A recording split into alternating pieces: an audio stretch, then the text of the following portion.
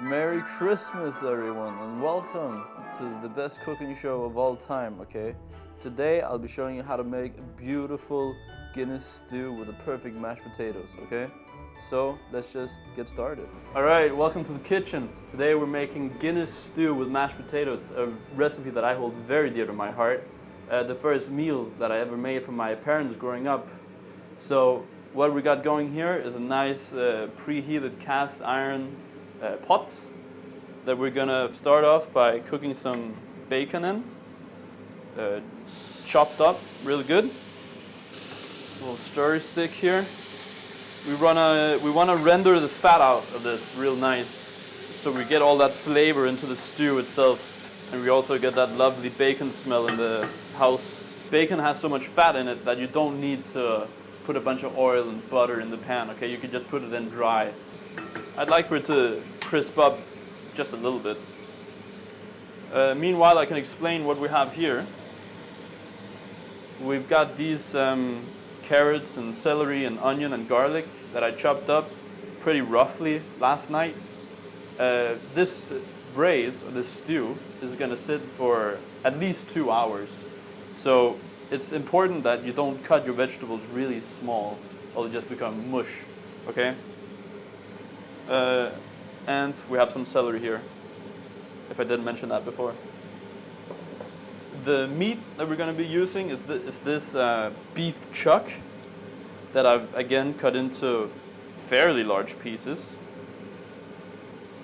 And this is going to sit in that Guinness beer for at least 2 hours, maybe more.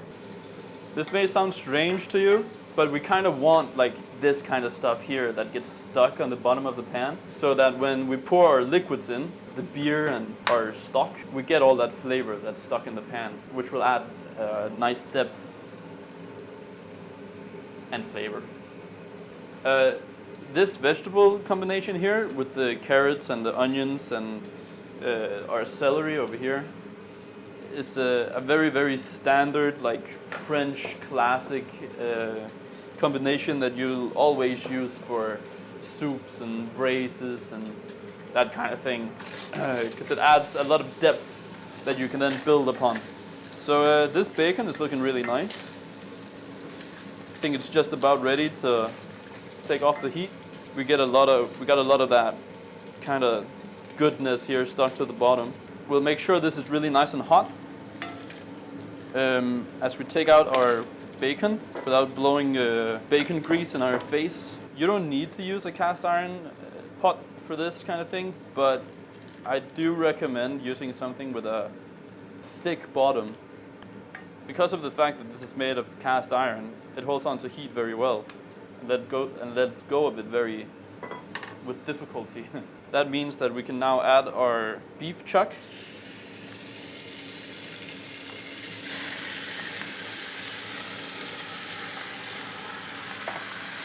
Add salt, don't be shy, add pepper. We just want to brown this beef before we then actually braise it with all our liquid. So be patient. You don't want to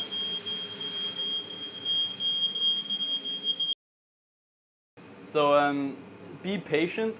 What might happen, or what probably will happen, is that you'll get all this liquid here at the bottom of the pan. We want that all to evaporate so that we can get nice browning on this beef, okay? We did just set the fire alarm off as well, so take care, guys. This is starting to look pretty decent, but yeah, just let that sit and evaporate. So this pot was a little too small, so I'm just transferring it. So we'll add the rest of our vegetables here. The rest of them. We'll add our vegetables here. Our celery. We'll add our tomato paste. About that much. We'll just mix that together. Let all these flavors get to know each other, as a wise man once said. Still on fairly high heat. I would recommend using your favorite dark beer, or if you're not into beer, using wine, or even just stock. Okay, we're gonna use beer and stock. I happen to really like Guinness.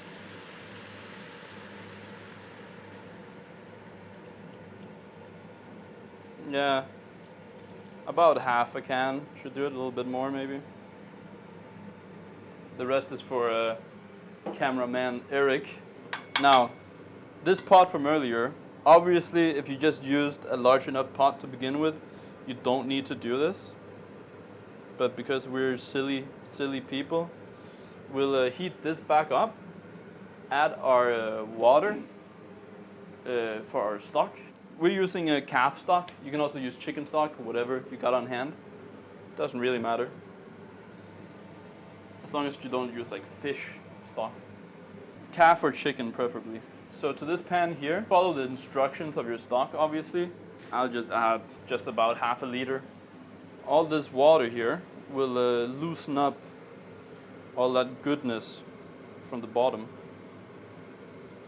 So we're just gonna let this boil up and then pour it into our stew here.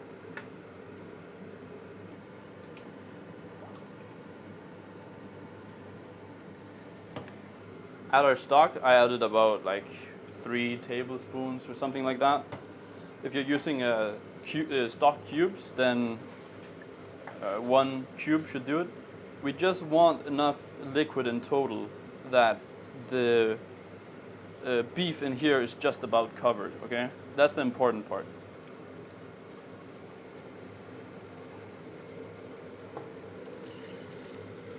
So pour all that goodness in here. Bada bing, bada boom. And now we'll add some spices to this. I'll add about this much thyme. Rosemary is also very welcome. Bay leaves. We don't really have that. So thyme will have to do. More pepper.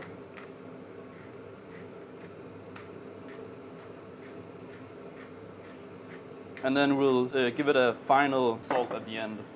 Add the bacon back in as well that we cooked earlier. So now we'll bring this up to a simmer. Reduce the heat to low or medium low, just enough that there's a few bubbles here and there, okay? But not like a boil. Get it to that point.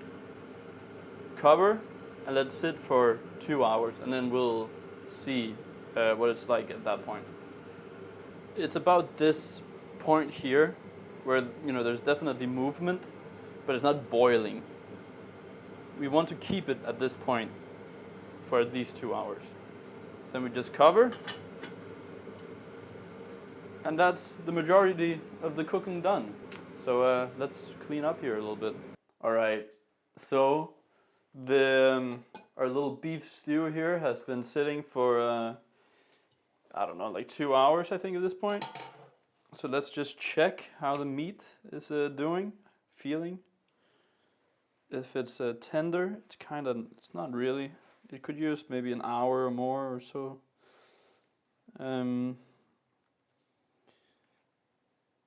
Yeah, I want it to be more tender than this. I guess you can pull it apart. I think an hour more will be good. So yeah, just make sure that you check on your stew every now and again, because you can also run into the problem that you actually like run out of liquid if your lid isn't like kind of tight enough on the pot. So yeah, an hour more should do it. So our stew has been sitting, I think, for 3 hours at this point. And so now it's time for us to reduce this bad boy. You can see we're boiling potatoes for mashed potatoes here. We'll get back to that. Nothing's burned on the bottom here. It's smelling wonderful.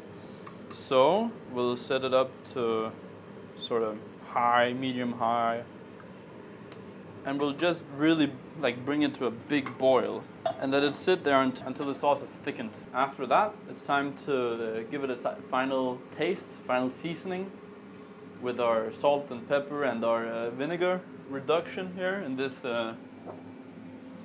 fashionable glass.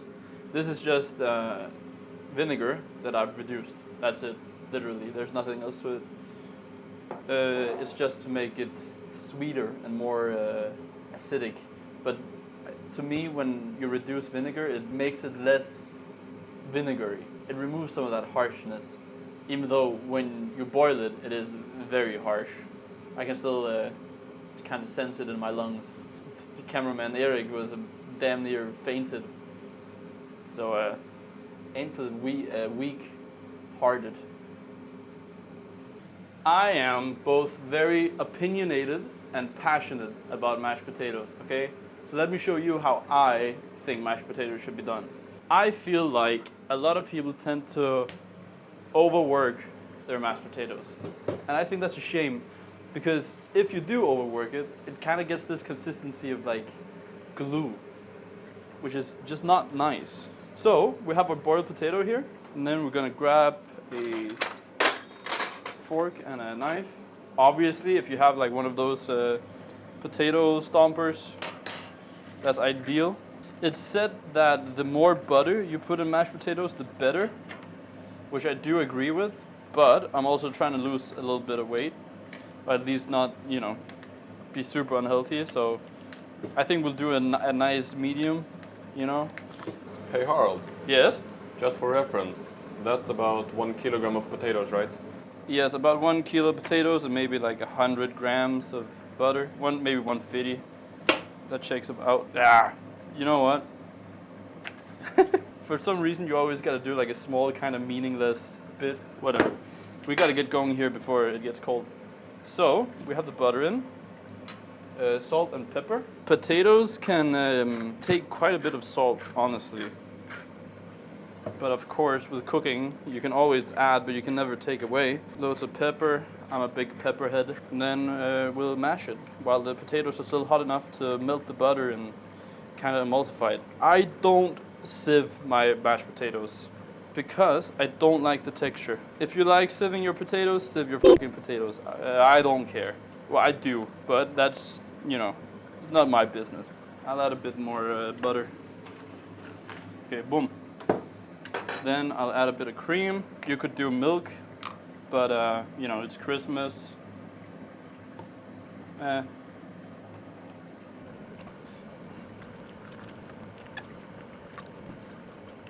that's starting to look nice. I don't want my mashed potatoes to be much finer than this. I think this is so, a much nicer experience than, completely overworked. We can do a bit more cream. Just a bit.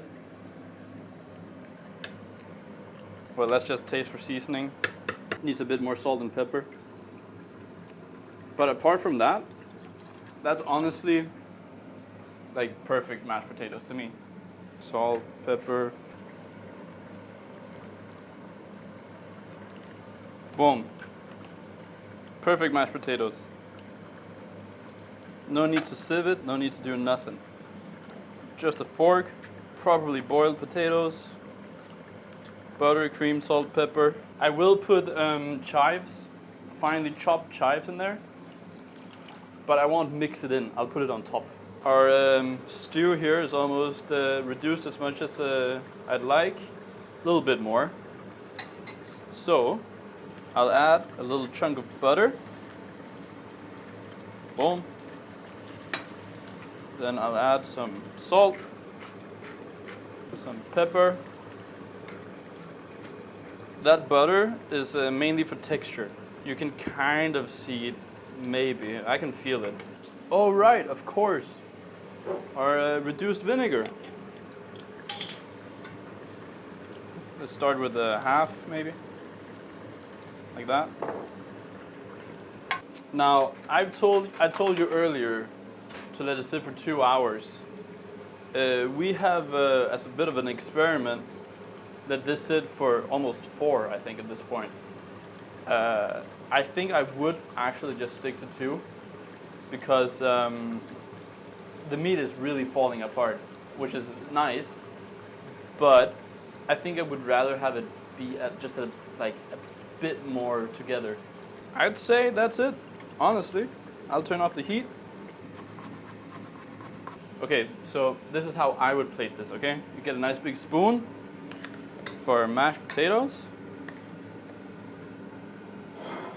To me, the key to a nice looking plate is to not touch it that much, if that makes sense.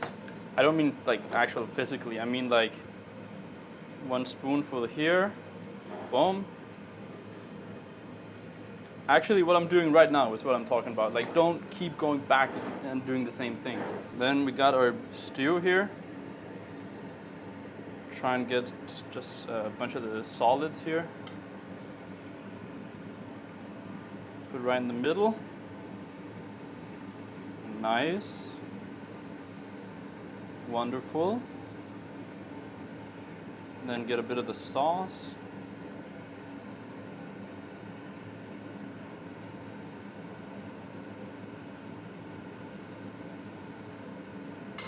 Nice. And then some freshly chopped parsley.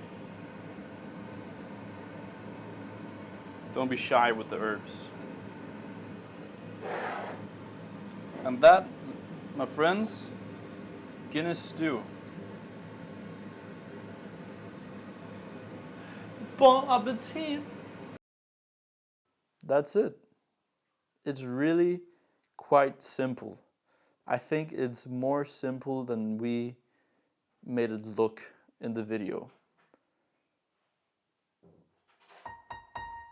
Make it for your friends, make it for your family. Merry Christmas! Merry Christmas! See you next week. Bye bye.